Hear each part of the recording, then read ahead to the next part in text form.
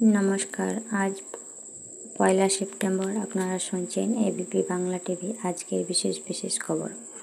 উত্তরপত্রের রাজনৈতিক স্লোগান লিখলে পরীক্ষা বাতিল। উচ্চ মাধ্যমিক শিক্ষা সংসদের বিজ্ঞপ্তি ঘিরে বিতর্ক। নিয়মবিধি প্রকাশ করে শিক্ষা সংসদ স্পষ্ট জানিয়ে দিয়েছেন, উত্তরপত্রের রাজনৈতিক স্লোগান লিখলে পরীক্ষা বাতিল হতে পারে উচ্চ মাধ্যমিক পরীক্ষা। কৃষ্ণেন্দু অধিকারী, কলকাতা। উত্তরপত্রে রাজনৈতিক স্লোগান লিখলে পরীক্ষা বাতিল। উচ্চ মাধ্যমিক পরীক্ষার্থীদের জন্য 25 দফা নিয়মবিধি প্রকাশ করে শিক্ষা সংসদ। আরজিকর কাণ্ডের আবহে উচ্চ মাধ্যমিক শিক্ষা সংসদের বিজ্ঞপ্তি ঘিরে জোর বিতর্ক। পরীক্ষার খাতায় লেখা যাবে না রাজনৈতিক স্লোগান, সেমিস্টারের বিধি প্রকাশ করে জানালো সংসদ। আরজিকর কাণ্ডের প্রতিবাদে জেরেই কি এই সিদ্ধান্ত উঠেছে প্রশ্ন। আরজিকর কাণ্ডের আগেই খসড়া পাঠানো হয়েছে সরকারকে, দাবি সংসদের। এইদিকে নিয়মবিধি প্রকাশ করে শিক্ষা সংসদ স্পষ্টভাবে জানিয়ে দিয়েছে, উত্তরপত্রের রাজনৈতিক স্লোগান লিখলে বাতিল হতে পারে উচ্চ মাধ্যমিক পরীক্ষা। সেই নির্দেশিকাতেই বলা হয়েছে, খাতায় আপত্তিকর ও অশালীন কিছু লিখলে উত্তরপত্র বাতিল হতে পারে। পরীক্ষার্থীর তরফে সন্তুষ্টজনক উত্তর না মিললে বাতিল হতে পারে গোটা পরীক্ষায়।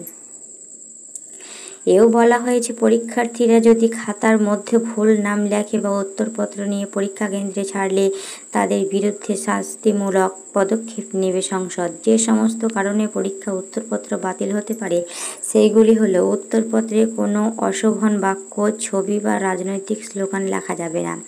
পাশাপাশি উত্তরপত্রে উত্তর সম্মিলিত চিরকুট, টাকার নোট মিললেও সংশ্লিষ্ট পরীক্ষার্থীর পরীক্ষা বাতিলের সিদ্ধান্ত নিতে পারে সংসদ। প্রতি বছরে উচ্চ মাধ্যমিক পরীক্ষার্থীদের জন্য একাধিক নির্দেশিকা সম্বলিত বিজ্ঞপ্তি প্রকাশ করে সংসদ।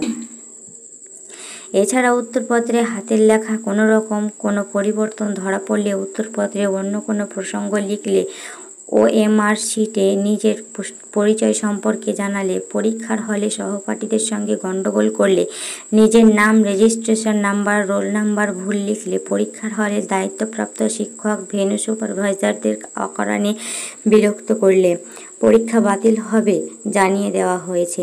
ইতিমধ্যে সমস্ত বিদ্যালয়ে এই 25 দফা নির্দেশ পাঠিয়ে দেওয়া হয়েছে বলে সংসদ সূত্রের খবর।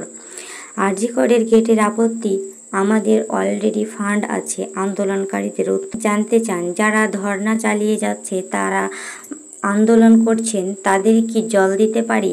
আরজিকরের গেটে আপত্তি, আমাদের অলরেডি ফান্ড আছে। আন্দোলনকারীর উত্তরে যা বলেন অধীর চৌধুরী।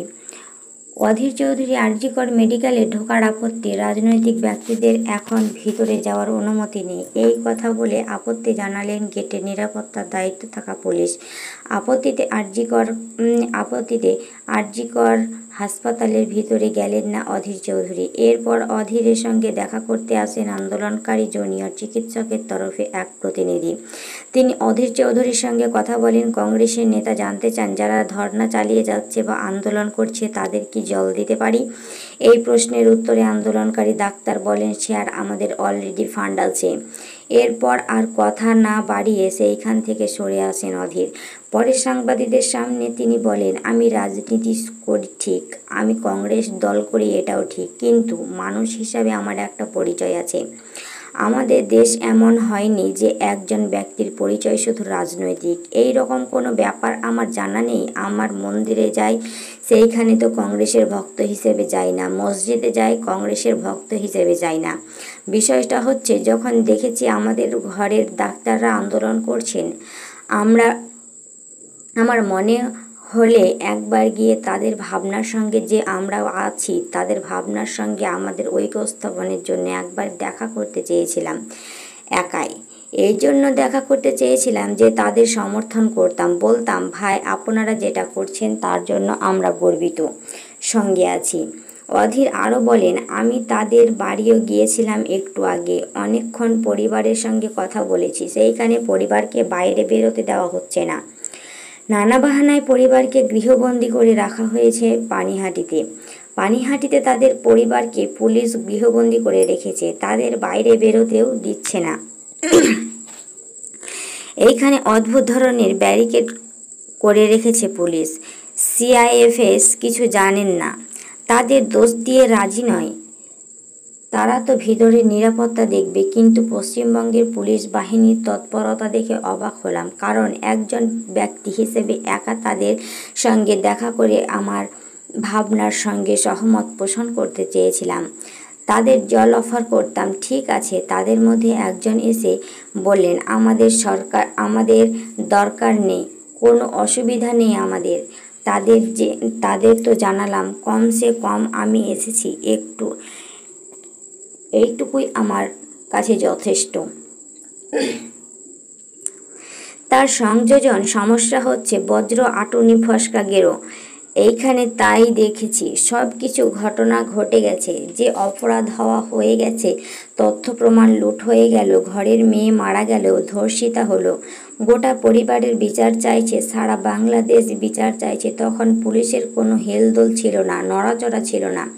জানেন, এইখান থেকে যাতে ডেড বডি না নিয়ে যাওয়া হয়, তার জন্য কলকাতা পুলিশ সরকারের নির্দেশে সেই পরিবারকে পিছন পিছন যেতে দেয়নি। সেই দিন তাদের বাড়িতে নিয়ে গিয়ে 1.5 ঘন্টা সেই ডেড বডিকে ফেলে রেখেছিল। তারপর পুলিশ সেইখানে টাকা অফার করেছিল। মুখ্যমন্ত্রী তো পড়ে গেছেন।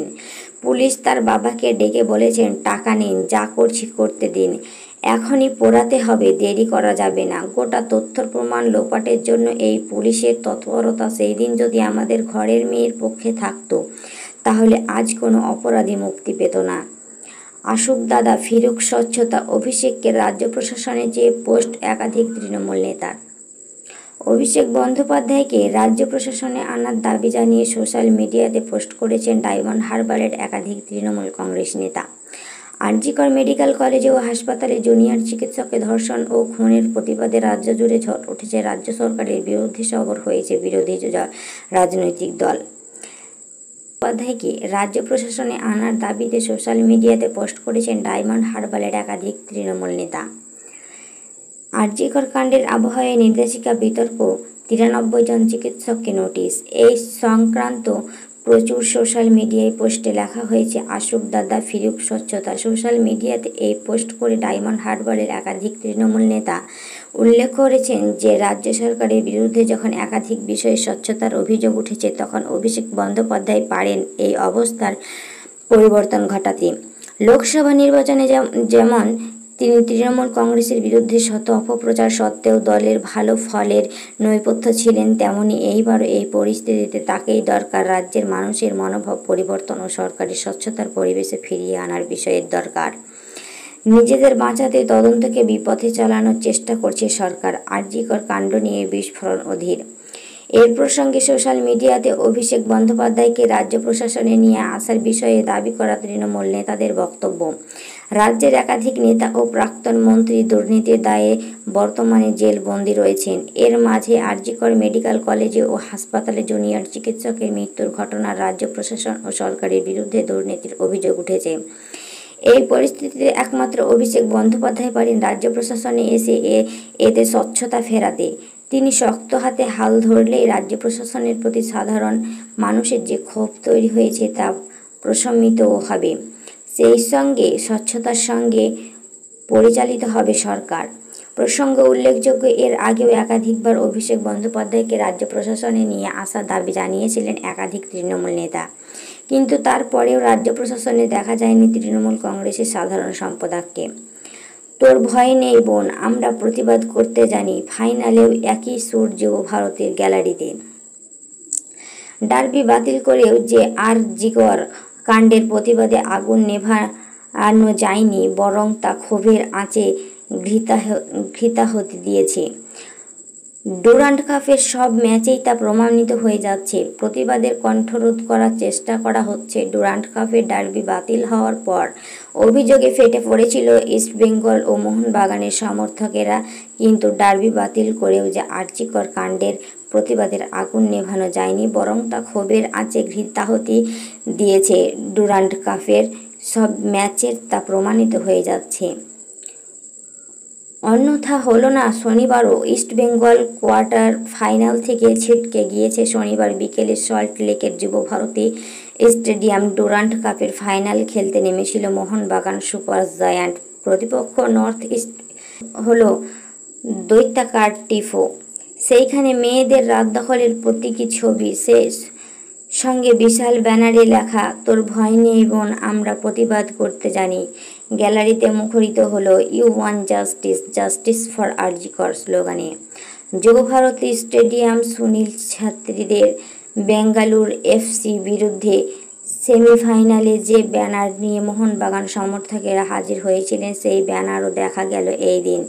সেইখানে ইস্ট বেঙ্গল এবং মোহনবাগান দুই চিরপ্রতিদ্বন্দ্বী দলের দুই মহিলা সমর্থকের ছবির সঙ্গে লেখা হাতে হাত রেখে এই লড়াই আমাদের বোনের বিচার চাই। আরজি কর হাসপাতালের মহিলা চিকিৎসকের ধর্ষণ ও নৃশংস খুনের ঘটনার প্রতিবাদে আগুন এখনও জ্বলছে সমাজের সর্বস্তরে। আরজি কর কাণ্ডের কড়া নিন্দা করে গান বেঁধেছিলেন বিখ্যাত গায়ক অরিজিৎ সিং, যা নিয়ে তাকে তৃণমূল কংগ্রেসের নেতা কুণাল ঘোষের রোষেও পড়তে হয়েছে। অরিজিতের পর আরজি কর কাণ্ডের প্রতিবাদে সরব হয়েছেন আর এক বাঙালি সঙ্গীত শিল্পী শ্রেয়া ঘোষালও। পিছিয়ে দিয়েছে তার কলকাতার কনসার্ট। ঘটনার নৃশংসতার শিউরে উঠেছিল অনুষ্ঠান করার অবস্থা নিয়ে সমাজ মাধ্যমে পোস্ট করেছেন সঙ্গীত শিল্পী। কতদূর এগোলো তদন্ত, কবে মিলবে বিচার? আরজি কর কাণ্ডের জবাব চেয়ে শনিবার সিজিও কমপ্লেক্স অভিযান করেছে চিকিৎসকের যৌথ সংগঠন। বিচারের দাবিতে তোলপাড় চলছে খেলার মাঠেও। আরজি কর মেডিকেলের প্রাক্তন অধ্যাপক সন্দীপ ঘোষের বিরুদ্ধে উঠেছে আর্থিক অনিয়মের ভুরি ভুরি অভিযোগ। আর এইবার ভাইরাল হলো আরজি কর মেডিকেলের এক অ্যাসোসিয়েট প্রফেসরের বিস্ফোরণ অভিযোগের ভিডিও, যা নিয়ে ফের পড়ে গিয়েছে সরগোল। পাঠানো হলো এইবার বিস্ফোরক আরজি কর এর আরও একজন। দুইজন গুন্ডাকে আমার কাছে পাঠানো হলো এইবার আরজি করের আরও একজন। এবার ভাইরাল হলো আরজি কর মেডিকেলের এক অ্যাসোসিয়েট প্রফেসর। আরজি কর মেডিকেলের প্রাক্তন অধ্যাপক সন্দীপ ঘোষের বিরুদ্ধে উঠেছে আর্থিক অনিয়মের ভুরি ভুরি অভিযোগ। আর এইবার ভাইরাল হলো আরজি কর মেডিকেলের এক অ্যাসোসিয়েট প্রফেসরের বিস্ফোরক অভিযোগের ভিডিও, যা নিয়ে ফের পড়ে গিয়েছে শোরগোল। আরজি কর মেডিকেল কলেজের কমিউনিটি মেডিসিনের অ্যাসোসিয়েট প্রফেসর সমীর কুমার রায় বলেন, আমাকে প্রিন্সিপাল স্যারের কাছে একটা ঘরে নিয়ে যাওয়া হলো ডেকে, এবং দুইজন গুন্ডা ব্যক্তিকে আমার কাছে পাঠানো হলো। তারা আমাকে বলল, আপনি কেন দেননি? আমি বললাম, দিতে যাব কেন? আমার মার্কস যদি কেউ চেঞ্জ করে তাহলে আমি সেই মার্কস দিতে যাব কেন? আরজি কর মেডিকেল কলেজের প্রাক্তন অধ্যাপক সন্দীপ ঘোষের বিরুদ্ধে প্রশাসনিক কাজকর্মের অনিয়মের ভুরি ভুরি অভিযোগ উঠেছে। এই আবহে এবার ভাইরাল হলো আরজি কর মেডিকেলের কমিউনিটি মেডিসিন বিভাগের অ্যাসোসিয়েট প্রফেসরের এই বিস্ফোরক অভিযোগ। বৃহস্পতিবার আরজি কর মেডিকেলের প্ল্যাটিনাম জুবিলি বিল্ডিংয়ে আয়োজন করা হয় একটি কনভেনশনের, যেখানে উপস্থিত ছিলেন জুনিয়র ডাক্তাররা, ছিলেন একাধিক বিভাগের প্রধানরাও। সেইখানে এই বিস্ফোরক অভিযোগ করে অ্যাসোসিয়েট প্রফেসর সমীর কুমার রায়, যা সন্দীপ ঘোষের ক্ষেত্রে নিঃসন্দেহে অস্বস্তিদায়ক। আরজি কর মেডিকেল কলেজের কমিউনিটি মেডিসিনের অ্যাসোসিয়েট প্রফেসর সমীর কুমার রায় বলেন, আমাকে বলা হলো যদি অনেকগুলো ছেলে মেয়ে ফেল করে যায় তাহলে আপনি কি করবেন? এইখানে অনেকে ফোন করেছে, কাউকে অনার্স মার্কস দিতে হবে, তাকে যদি আমি দিয়ে দেন তাহলে কি হবে? কত রকম প্রশ্ন। আমি বলেছি এই সবের মধ্যে আমি নেই, আমি কোথাও দিইনি। আমাদের কমিউনিটি মেডিসিন কখনো এই সব কাজ করে না। আমাকে বলল, আপনার আর কি ট্রান্সফার হওয়ার ইচ্ছে হয়েছে? আমি বললাম, সে কি মশাই, আপনি যদি আজকে করেন এবং পৃথিবীর যে কোনো প্রান্তে করেন, দেশ শহরবাসীর দিনের বেলায় সর্বোচ্চ ও সর্বনিম্ন তাপমাত্রা কত থাকবে? বাতাস কতটা দূষণ মুক্ত থাকবে? কেমন থাকবে? কখন সূর্যোদয়, কখন সূর্যাস্ত? বাতাসে আর্দ্রতার পরিমাণ কতটা থাকবে? আপনাদের জানাচ্ছে আবহাওয়ার সম্পূর্ণ আপডেট এবং সবচেয়ে সঠিক পূর্বাভাস বিস্তারিতভাবে। আবহাওয়ার আপডেট দেখতে বেড়াতে যাওয়ার ও আউটিংয়ের প্ল্যান থাকলে শান্তিতে সারা রাতে পারবেন। ঘর থেকে বের হওয়ার আগে আবহাওয়া সম্পর্কে সচেতন হওয়া খুবই জরুরি। ছোট বা বড়